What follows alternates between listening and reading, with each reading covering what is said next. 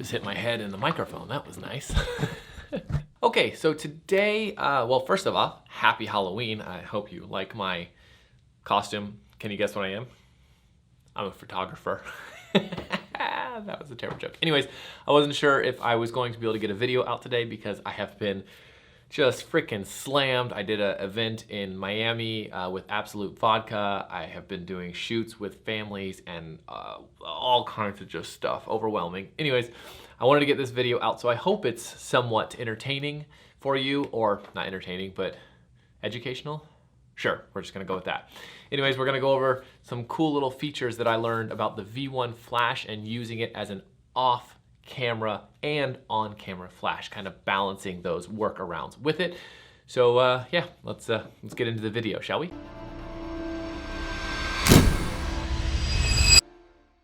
Will Simpson here, and welcome back to Exploring Photography. Welcome to a throw together video, filming this on Monday, October 31st at 4 p.m. So hopefully you're seeing this at 7 p.m. when it's supposed to come out. Good stuff. Okay, so pure and simple, just wanted to talk about the V1 flash, the GODOX V1 flash, and it's actually pretty fantastic. I've been doing a lot of testing with it.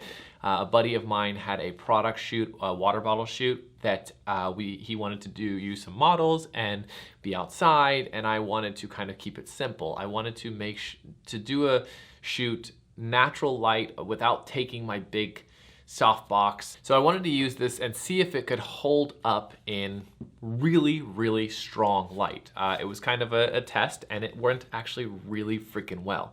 So a couple of things that I learned with using the V1. First, I was using the grid. Now, if you didn't, when you got your V1, get the accessory kit. I highly recommend getting the accessory kit. It comes with a lot of usable attachments. They're all magnetic.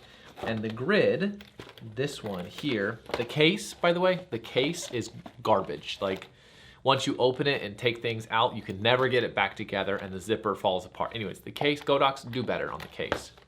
The work, the stuff, the equipment, awesome. Case, do better. So the grid is an attachment, looks like this, okay? It goes right on top of your V1, and it just softens the light. It makes it a little bit more even, and it works really, really well. The shoot was on the beach, and it was a water bottle product, so we had two models. We had a girl and a guy. And what I wanted to do was I wanted to expose for the beach and get that exposed right, but also use the flash to bring back my subject. So one, I could actually bring back my subject and it wouldn't be super noisy or dark or anything like that.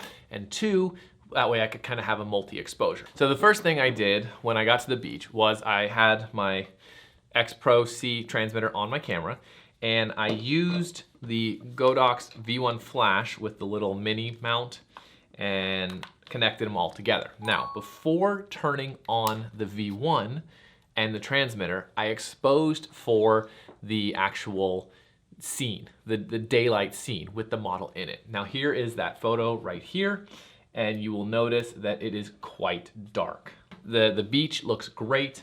My settings were ISO 100, 65mm f5, and 1/800th of a second.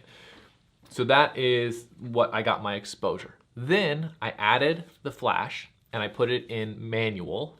So you turn it on, press mode, make sure receiver. If you haven't seen that video, I think it's up here or up here, how to connect your flashes together.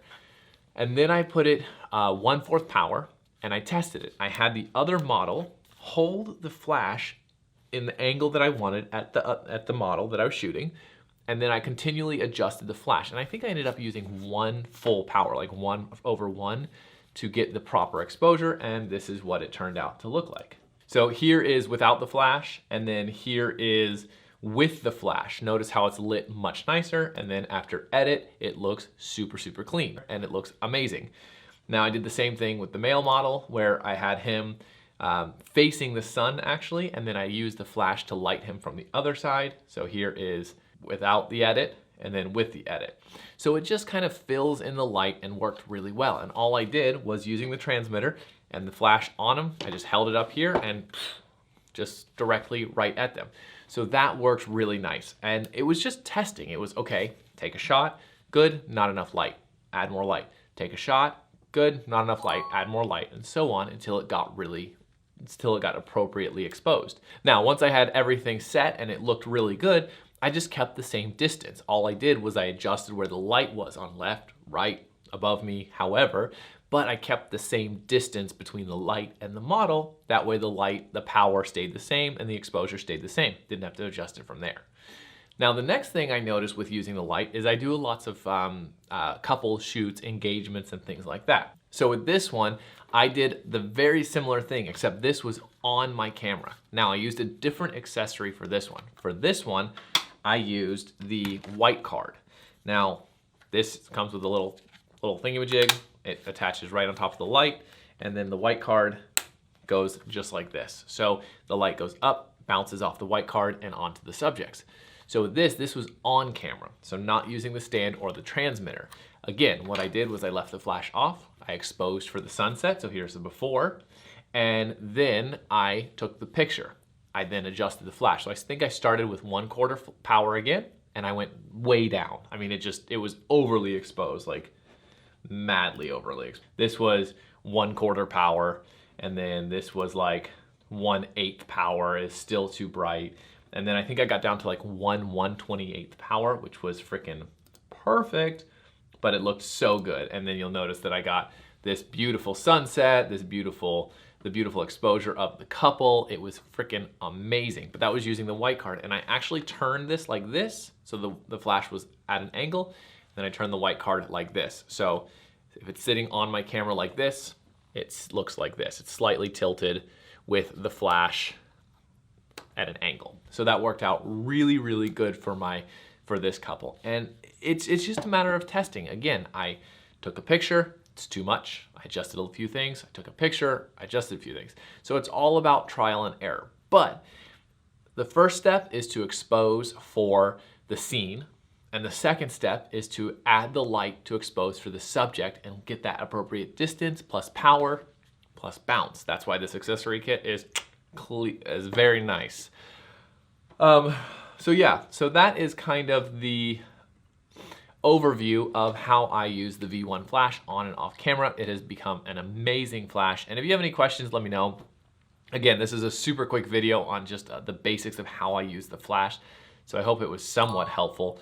And that wraps up this complete last minute throw together video on the GODOX V1 and how I use it. So go ahead and hit that like button because it does make a huge difference for the video and my channel. I'm also trying to get 10,000 subscribers this year. So if you guys can subscribe, hit the little bell, share the channel, tag me on Instagram and I'll share your stories. I'll help you, help me, I'll help you, I help you, you help me kind of dealio. Anyways, happy Halloween. Hope this video was good. God, I hope it was good. See you next week.